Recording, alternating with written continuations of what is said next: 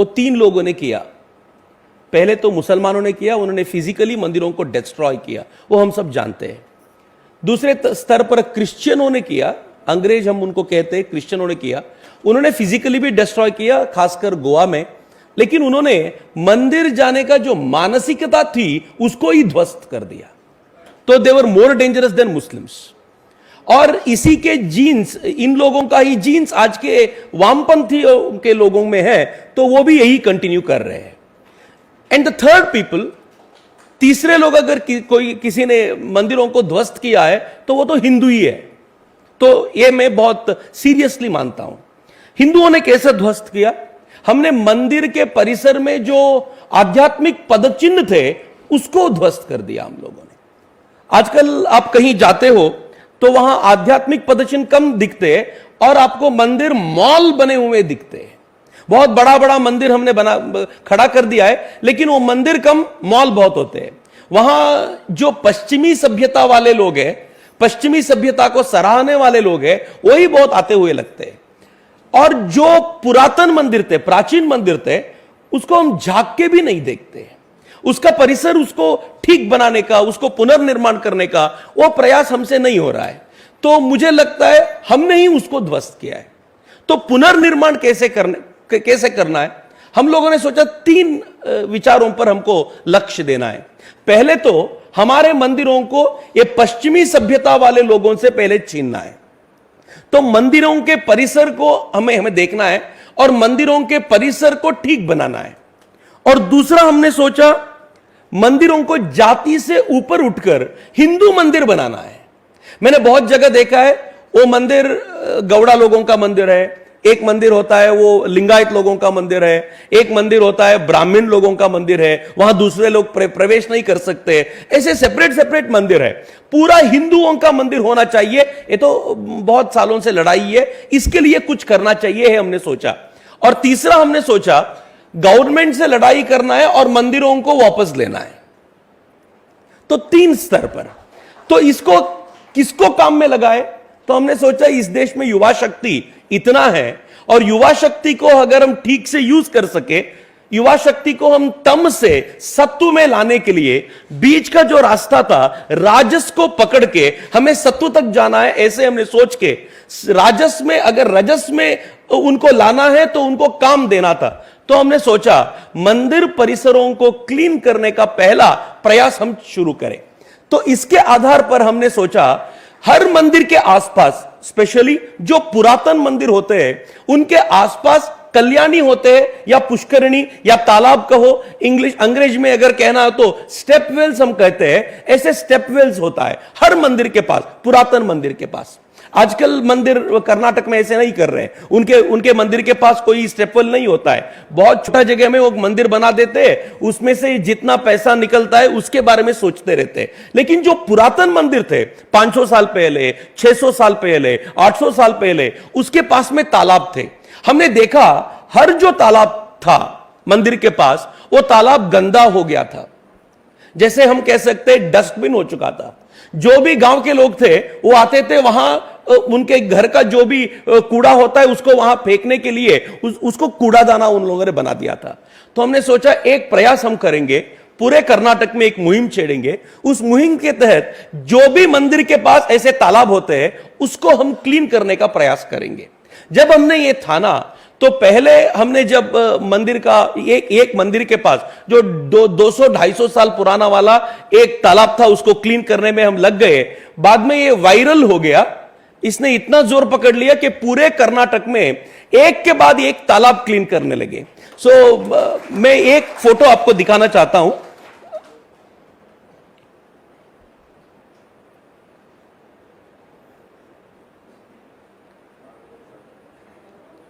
ये गदग के पास, not this one, ये ठीक है, रहने दीजिए, इसको रहने दीजिए, विल स्टार्ट विद दिस। ये रायचूर के पास का एक तालाब था, इसके नजदीक मंदिर, लेकिन आपको देखने से ही पता चलता है इसको कैसे बना दिया इन लोगों ने। तो लोग इसके अंदर आके जो भी कचरा घर में था उसको यहां आके फेंक देते थे। तो इतना गंदा था ये, मुझे बहुत बार लगता था कि इसके फोटो देखने से भी बदबू आता है, इतना गंदा था ये। सो हम लोगों ने आलोचना किया, हम लोगों ने एक प्रयास किया तो इसको क्लीन करने का। रायचूर के हमारे युवा ब्रिगेड के कार्यकर्ताओं ने इसको क्लीन करने का ठान लिया। नेक्स्ट फोटो लीजिए। ये ऐसे था, क्लीन करते हुए वो लड़के आपको नजर आ रहे, उन्होंने क्लीनिंग शुरू किया। जब हम क्लीनिंग कर रहे थे, 70-80 साल के बूढ़े आके इस जो स्टेप्स थे वहां बैठते थे और कहते थे आपको जो दिख रहा है वो 15वां स्टेप है, अगर आप ऐसे ही क्लीन करने में सक्षम हो तो आपको 43rd स्टेप मिलेगा। इमेजिन कैसा होगा। तो वो लड़के मुझे फोन करके बताते, वो कहते हैं 43rd स्टेप तक है, क्या हम जा पाएंगे? हम कहते थे कि चलो हम प्रयास तो करेंगे, कितना हो सकता है उतना तो करेंगे। करते करते मुझे लगता है 6-7 वीकेंड सिर्फ हम काम करते थे। 6-7 हफ्ते के बाद, नेक्स्ट फोटो, ऐसा हुआ हमने वहां दीपोत्सव भी मनाया। आज लोग आते हैं वहां दीपोत्सव मनाते हैं। जो कूड़ादाना हुआ करता था, जो डस्टबिन हुआ करता था, आज वहां बच्चे स्विम करते हैं और वहां पूजा होता है। जो भी अच्छे काम मंदिर में होता है तो यहां से पानी लेके जाने का एक प्रयास भी अब चालू हुआ है। तो हमने सोचा आध्यात्म की जो पदचिन्ह हमको लाना है वो इसी तरह लाना होगा। और एक ऐसे ही एक उदाहरण मैं देना चाहता हूं आपको, गदग वाला। और एक ये देखिए, ये जो आप स्क्रीन के ऊपर देख रहे हैं एक गदग का तालाब है।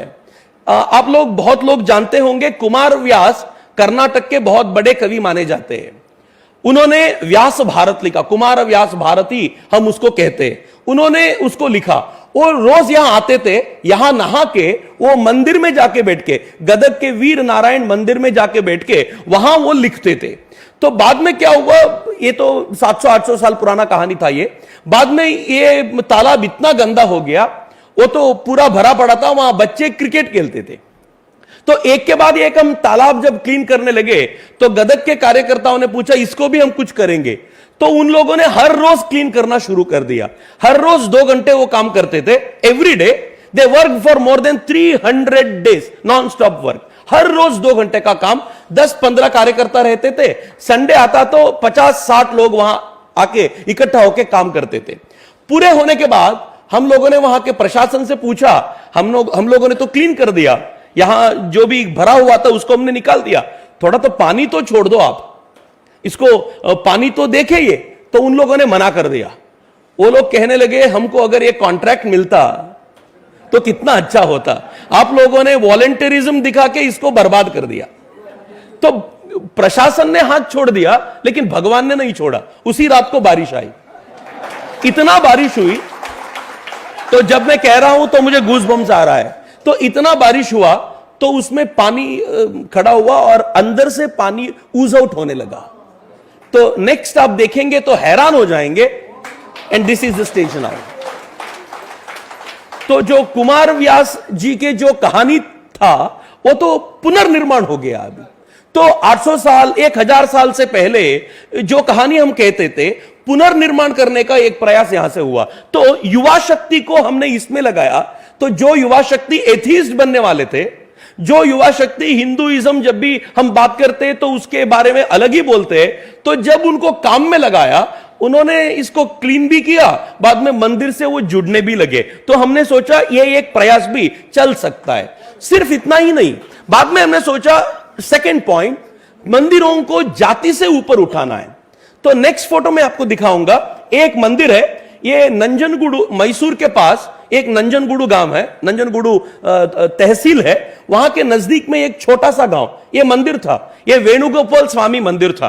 तो वहां के लोगों ने हमसे पूछा आप लोग बहुत काम करते हो, क्या ये मंदिर को आप पुनर्निर्माण कर सकते हो?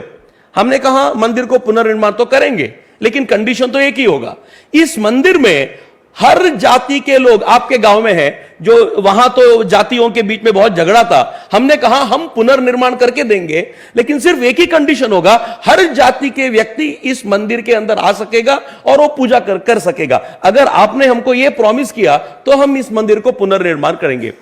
उन्होंने सोचा कि ये मंदिर पुनर्निर्माण करने के लिए बहुत लोग आए और चले भी गए, ये भी वैसे ही चले जाएंगे, तो हम भी एक बार चैलेंज ले ही लेंगे। तो उन्होंने चैलेंज दिया, और जब युवा आगे आते हैं तो उसको रोकने वाला कोई नहीं होता है। तो वहां 60-70 युवा काम में लग गए। बहुत लोगों ने सीमेंट दान दिया, बहुत लोगों ने रेती दान में दिया, बहुत लोगों ने काम करने के लिए बहुत लोग आए। सो सब लोग आए। तो बाद में इस मंदिर का आप नेक्स्ट फोटो अगर देखेंगे तो आपको पता चलेगा ये मंदिर ऐसा हुआ। और एक फोटो देखिए, ये मंदिर निर्माण के वक्त ऐसा था। अब नेक्स्ट फोटो, इसमें मूर्ति वेणुगोपाल स्वामी ऐसे मूर्ति था, और अब आज रोज वहां पूजा होता है, आज ऐसे हुआ है। और एक फोटो इसके साथ में ही है, वहां यात्रा होती है। अब हर साल 3-4 दिन वहां उत्सव मनाते हैं, सब जाति के लोग वहां आते हैं, सब लोग मिलके वहां बहुत प्यार से कृष्ण के भजन गाते हैं। वहां बच्चों को खिलाते हैं, हम लोग बच्चों के साथ वहां खेलते हैं। तो ऐसे सब एक कृष्ण मंदिर जो है, एक कृष्ण मंदिर पुनरुज्जीवन होने के बाद आज पूरे लोग इस मंदिर के पास आने लगे। तो मंदिर को सेंटर करके सब जातियों को एकत्रित करने का हमारा प्रयास था। यह प्रयास भी यहां से शुरू हुआ। पूरे कर्नाटक में ऐसे 8 से 10 मंदिरों को हमने पुनर्जीवित किया है।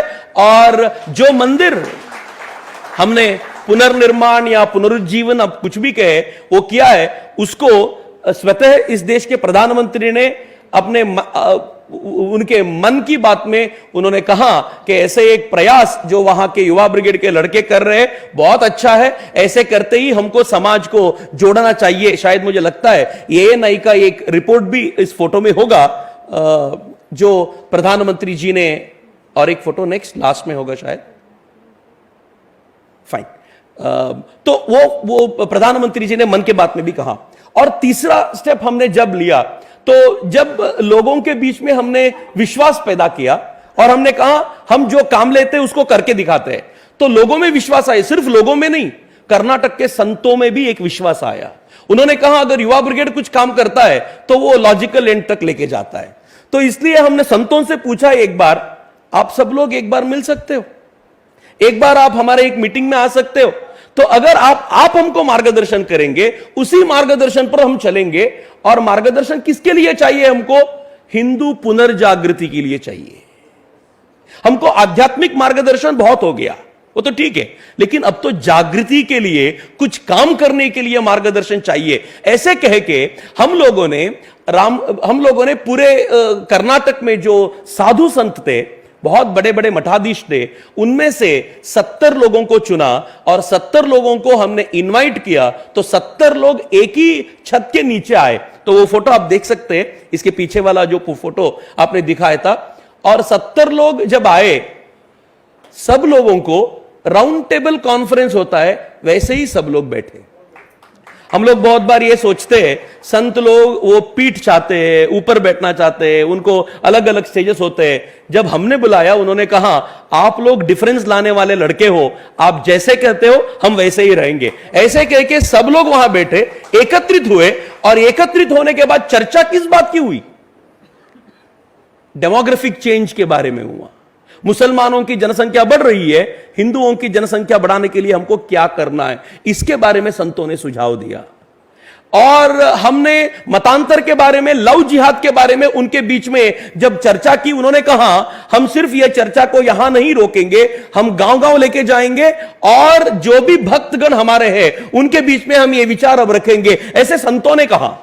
तो वो संत ही अब हमको कह रहे हैं, जो आप लोगों ने बेंगलुरु में ये कार्यक्रम किया, अब हम जिला जिला में यही कार्यक्रम करेंगे और सब संतों को इकट्ठा लाएंगे। और इकट्ठा लाके जो हमको वो होना है उसका आग्रह करके हम सरकार से लेने की मांग अब करेंगे। ऐसे जब संतों ने कहा तो हमको लगा अब तो कुछ तो होने वाला है, तो कुछ तो चेंज हम ला सकते, ऐसे हमको लगा। तो मैं इतना ही कहना चाहता हूं, हमने शुरू तो तालाब से किया था, लेकिन आज बहुत विस्तार होके हिंदू समाज के पुनर्जागृति के लिए पूरे ठान से लगे हुए। तो आप सबका आशीर्वाद रहे, ऐसे ही मैं आपसे प्रार्थना करके मेरे वाणी को विराम देता हूं। सबको सादर नमस्कार, वंदे मातरम।